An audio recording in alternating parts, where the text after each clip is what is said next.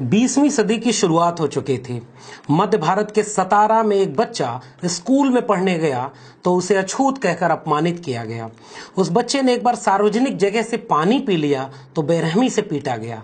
6 भाषाओं व 26 डिग्रियों के साथ जब विदेश से पढ़कर लौटा तो किसी ने रहने के लिए किराए पर कमरा न दिया।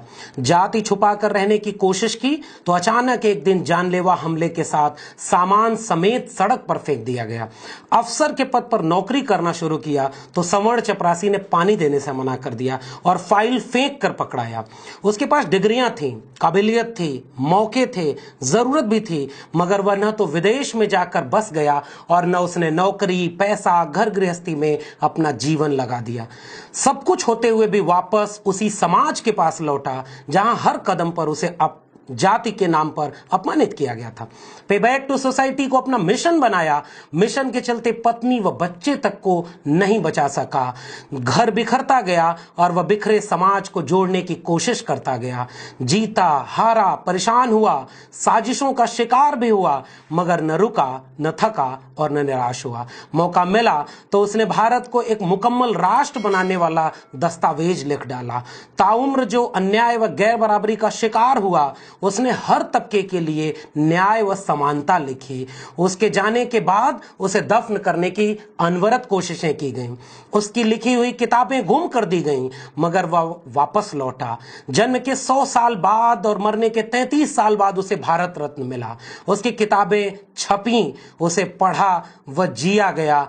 आज वह न्याय, समता, सम्मान व हक के लिए लड़ते हुए हर तबके के जन आंदोलनों का एक अगुआ नायक बनकर उभरता जा रहा है। हम बात कर रहे हैं आधुनिक भारत के राष्ट्र निर्माता, भारत रत्न बाबा साहब डॉक्टर भीमराव अंबेडकर की। अभिवादन स्वीकार करिए लक्ष्मण यादव का और स्वागत है आपका सामाजिक न्याय की पाठशाला में।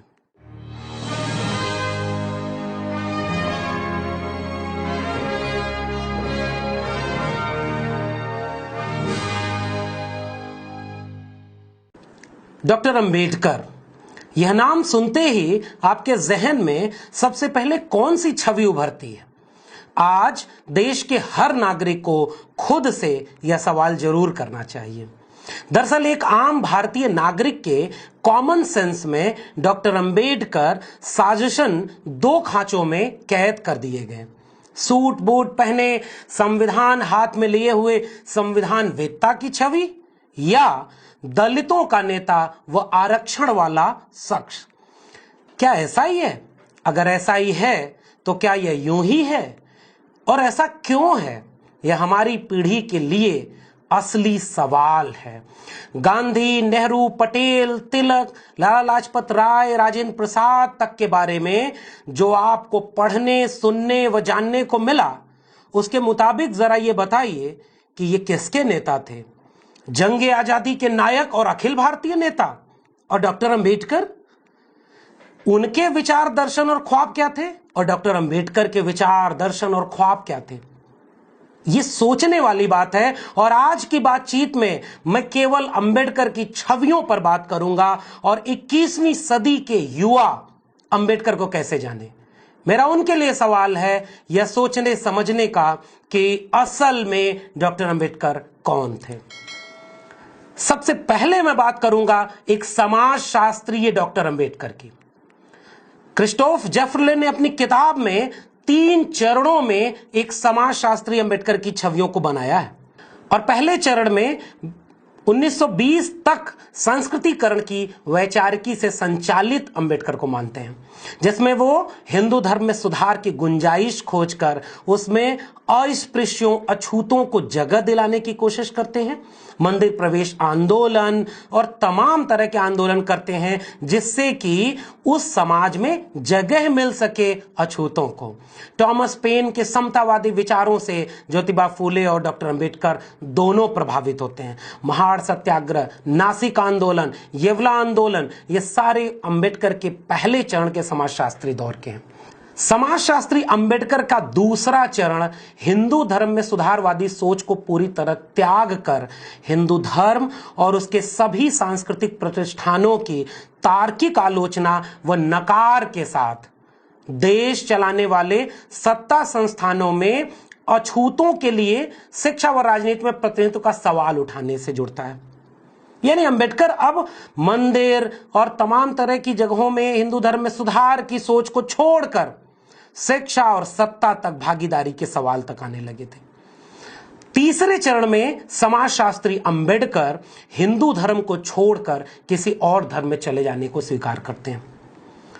यहां एक बात सोचने की है, उसी दौर का जब इतिहास लिखा गया तो गोविंद सदाशिव घुर्ये उनको जाति पर काम करने वाला पहला मानव शास्त्री कह दिया गया, जबकि उनका काम 1932 का है और अंबेडकर 1920 से ही जाति के खिलाफ लिखना शुरू कर चुके थे।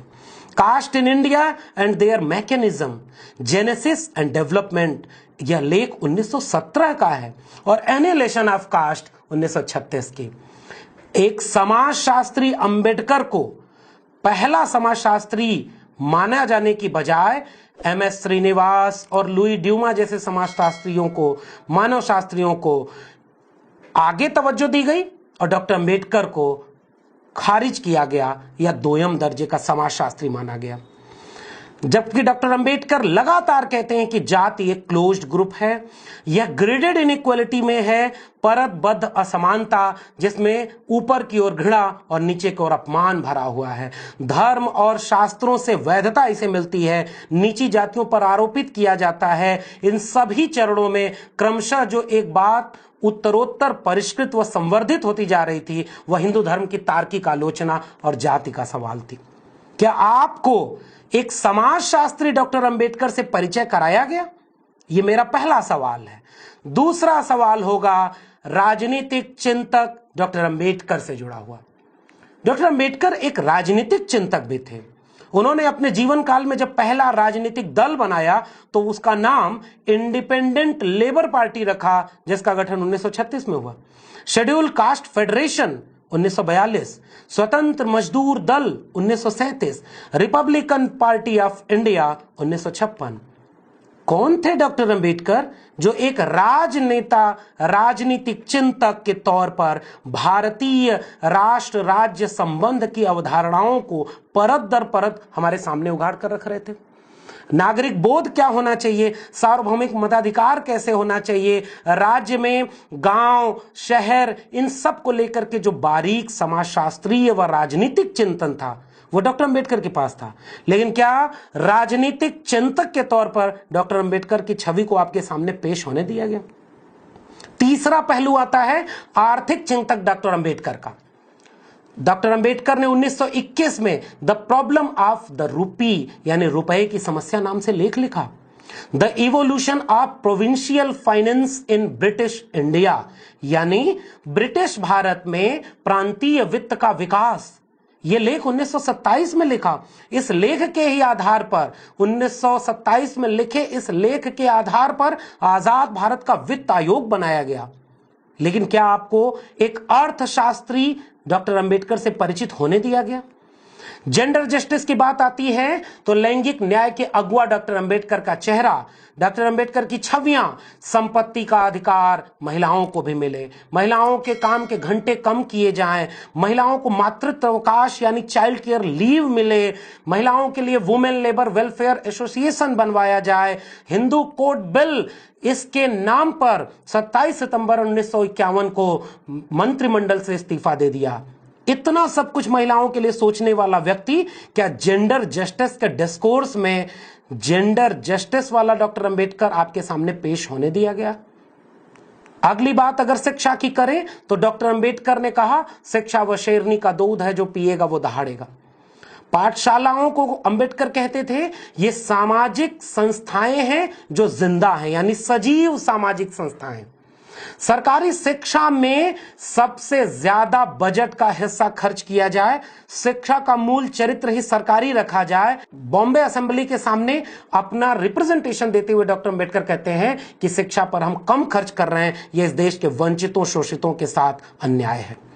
दलित, वंचित, महिला शिक्षा बहिष्करण शिक्षण मंडल खोला। 1945 में पीपल्स एजुकेशन सोसाइटी खोला और शिक्षा को सामाजिक, सांस्कृतिक व राजनीतिक बदलाव की बुनियाद माना। लेकिन शिक्षा संबंधी विमर्शों में क्या डॉक्टर अंबेडकर शामिल किए गए? अगली कड़ी में अगर हम बात करें मजदूरों की, किसानों की, तो श्रमिकों के नेता के तौर पर डॉक्टर अंबेडकर को क्या ट्रेड यूनियन में याद किया जाता है?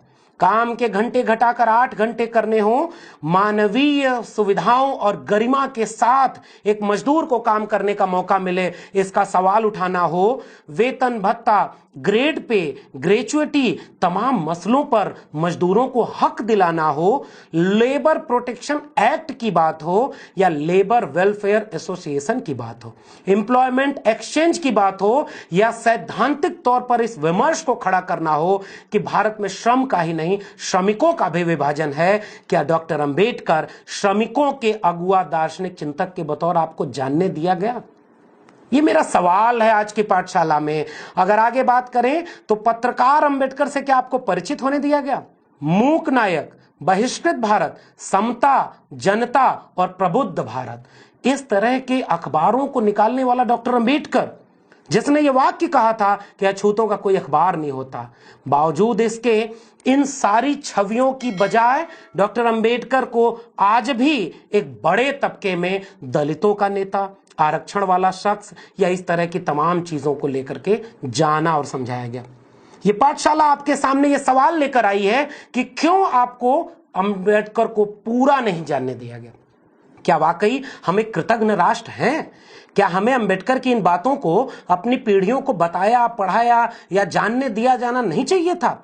जंग आजादी का ऐतिहासिक सफर पूरा करके भारत जब एक देश बनने के मुहाने पर खड़ा था, राष्ट्र बनने की प्रक्रिया शुरू कर रहा था, एक नया भारत बनाने का मौका दरवाजे पर खड़ा था, नए भारत की नई जमीन कौन सी होगी, उसकी अगुवाई में, किसकी अगुवाई में उसे रचा जाए, जब यह सवाल सामने खड़ा था तो इस जमीन को रचने की जिम्मेदारी दी जाती है एक डिप्रेस्ड, ऑप्रेस्ड, अछूत, दलित, शूद्र व्यक्ति को।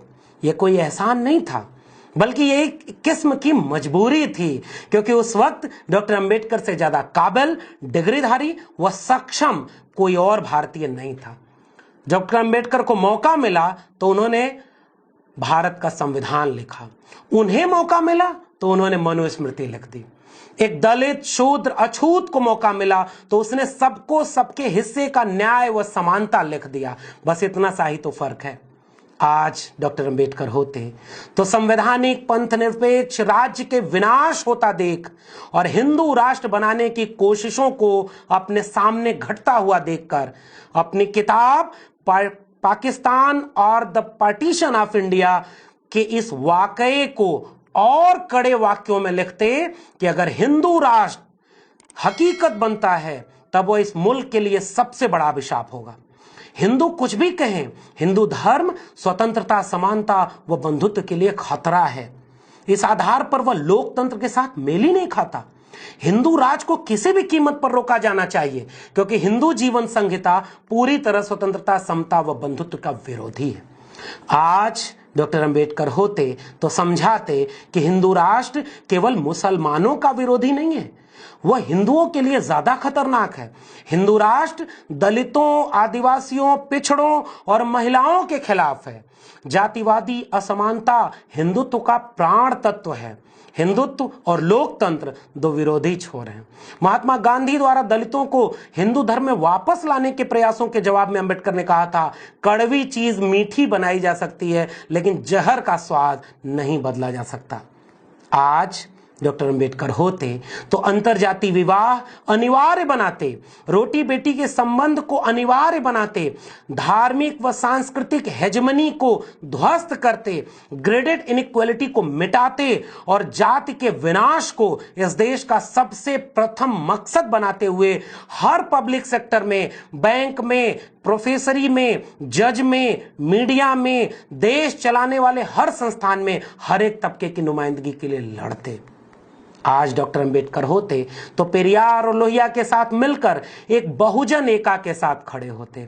आज डॉक्टर अंबेडकर होते तो पिछड़े वर्ग के युवाओं को और स्पष्ट भाषा में समझाते कि फूले, पेरियार, ललई, जगदेव, रामस्वरूप जैसों के अधूरे ख्वाब को कब पूरा करोगे। आज डॉक्टर अंबेडकर होते तो CNRC, NPR को लेकर के हर किस्म की नफरती नीतियों का मुखर विरोध कर रहे होते।